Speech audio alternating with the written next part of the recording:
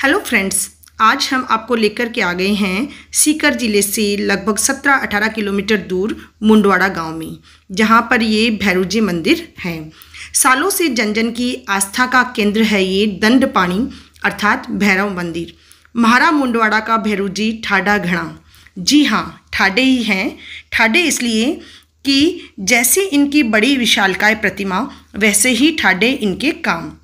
बड़ी बड़ी अर्थात ठाडी ठाडी समस्याओं का दर्शन मात्र से चुटकियों में समाधान होता है। यहाँ बच्चों, नवविवाहित दंपतियों को धोख लगाने की परंपरा लगभग 150 सालों से यहाँ चली आ रही है। बहुत ही प्राचीन मंदिर है। लगभग 100 से 150 साल पहले ये सुना है मैंने कि बीकानेर के कोडमदेश्वर से भैरव जी की प्रतिमा यहाँ लाई गई, जो कि किसी राजपूत युवती द्वारा लाई गई, और उन्होंने कई दिनों तक इसको परिजनों को नहीं बताया और डर से उन्होंने छिपा के रखा। जब गांव में कई तरह की छोटी छोटी समस्याएं आई तो उन्होंने परिजनों को बताया कि इस तरीके से ये भैरव जी है, इनकी स्थापना करें तो गांव की जो प्रॉब्लम्स हैं वो दूर हो सकेगी। तो जब परिजनों को उन्होंने बताया तो उन्होंने विधि विधान से इनकी पूजा अर्चना करके इनको यहाँ पर स्थापित किया, और स्थापना होते ही जितनी भी गांव में परेशानियाँ थी, कष्ट थी, उनसे मुक्ति मिली, और तभी से ये भैरव जी मंदिर बहुत आस्था का केंद्र बन गया है। यहाँ पे छोटे छोटे शिशुओं का मुंडन संस्कार यहाँ होता है, धोख लगाई जाती है, और ये भी बड़े ही नेक दिल बच्चों की समस्याओं को चुटकियों में दूर कर देते हैं। भैरव शिव गणों में से एक है और इनको माँ काली भाई स्वरूप मानती है। अतः जहाँ जहाँ शक्तिपीठ है वहाँ वहाँ आपको भैरव जी जरूर मिलेंगे। हमारे यहाँ भी लगभग 15-16 किलोमीटर पर जीर्ण भवानी स्थित है, और शायद इसी वजह से यहाँ भैरव जी विराजमान हैं और गांव पर इनकी कृपा दृष्टि है। भैरव का अर्थ है भय प्लस रव। रव मतलब ध्वनि या गर्जना, यानी जिनकी गर्जना मात्र से ही आसुरी शक्तियाँ डर जाएं, तो ये भय को दूर करने वाले देवता हैं। तामसिक प्रवृत्ति के देवता होने के कारण भोग भी इन पे उसी प्रकार का, जैसे कि मदिरा, तेल, मूंग, उड़द आदि चढ़ाया जाता है, और इन सब चीज़ों से भैरव जी बहुत प्रसन्न होते हैं। यहाँ की भभूति भी बड़ी पवित्र मानी गई है। सर पर तिलक लगाने से लेकर प्रसाद के रूप में भी भक्तों द्वारा ली जाती हैं। छोटे छोटे बच्चों को धोख लगाने की परंपरा, बच्चों की कई तरह की समस्याएं, परेशानियां बच्चे बोलकर नहीं कह सकते, यहाँ लाते ही चुटकियों में हल हो जाती हैं। तो ये है गांव के मुख्य भैरव जी मंदिर। ये यहाँ पर जो पूजा अर्चना करते हैं उनको भोपे कहा जाता है।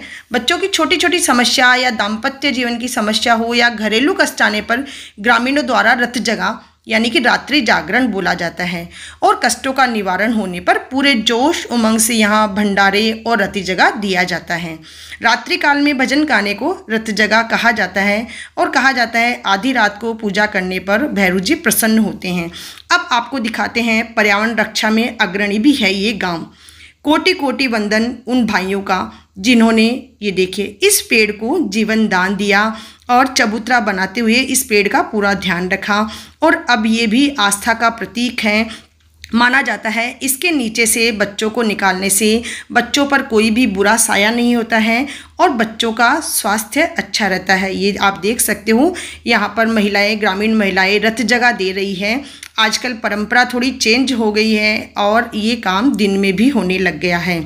सौभाग्यशाली हूँ मैं कि मुझे भी इस पवित्र भूमि पर विचरण करने का मौका मिलता रहता है। भैरव जी का प्रिय वाहन जो है वो श्वान होता है, कुत्ता होता है, और यहाँ पर ये देखिए अखंड धुनी चलती रहती है।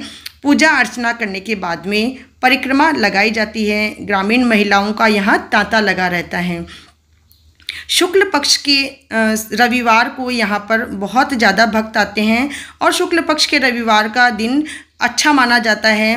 कोई भी मन में आप प्रार्थना लेके आएंगे तो भैरव जी यहाँ पर आपको ज़रूर सुनेंगे। ये सभी जो जानकारी मैं बता रही हूँ फ्रेंड्स, वो मैंने ग्राम के ही मेरे अग्रज बुजुर्गों, भाई बहनों द्वारा जुटाई है। अगर आपको भी इसके इतिहास के बारे में थोड़ी भी जानकारी है तो आप मेरे कमेंट बॉक्स में जा कर के कमेंट करें, ताकि अपने गांव के इतिहास के बारे में, अपने गांव के ठाडे भैरू जी के बारे में जन जन तक ये पहुँचे कि यहाँ पर ये जो भैरू जी मंदिर है वो कब बनवाया गया, कैसे बनवाया, और यहाँ पर आने पर कौन कौन से रोगों से मुक्ति मिलती है। तो इस प्रकार से मैंने आपको आज ये भैरू जी मंदिर के दर्शन करा दिए हैं, और मेरा सौभाग्य है कि मैं यहाँ आती रहती हूँ, और मेरी भी भैरू बाबा से यही अरदास कि मुझे फिर बुलाए, फिर यहाँ आने का मौका दें। तो आपको ये वीडियो कैसा लगा? अगर अच्छा लगा तो लाइक कीजिएगा, कमेंट कीजिएगा, शेयर कीजिएगा और मेरे चैनल को सब्सक्राइब कीजिएगा। Thank you for watching.